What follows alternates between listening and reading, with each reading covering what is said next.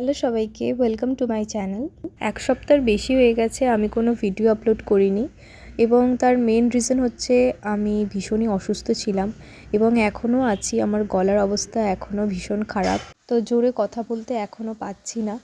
তো সেই জন্য আমার কোনো ভিডিও শ্যুট করা হয়নি, আর তাই ভাবলাম যে পুরনো একটা ভিডিও তোমাদের সাথে শেয়ার করি। এই সরস্বতী ঠাকুর আঁকাটা যদিও আমি তোমাদের দেখিয়েছিলাম একটা শর্টসে, তো মেনলি এটা এঁকেছিলাম একটা ফেসবুক পেজ থেকে দেখে। পেজটাতে এত সুন্দর সুন্দর হাতের আঁকা ছিল যে নিজের লোভ সামলাতে পারিনি, তাই সেখান থেকে স্ক্রিনশট নিয়ে কয়েকটা আঁকা এঁকেছি।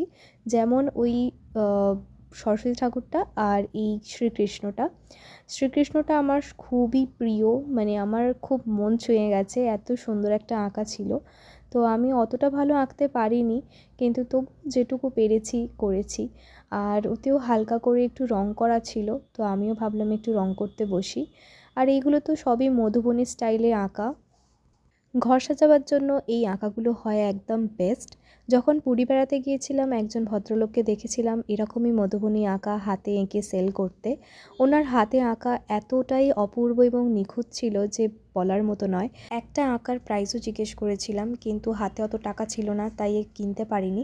কিন্তু মনে মনে ভেবেছিলাম যদি পারি তাহলে নিজেই কোনো দিন ওরকম একটা আঁকা এঁকে নেব, কিন্তু বলা যতটা সহজ করা ততটা নয়। তাই প্রথম একটু একটু এরকম করেই চেষ্টা করি। বাই দ্য ওয়ে, এই আঁকাটা কেমন লাগলো তোমাদের অবশ্যই আমাকে জানিও।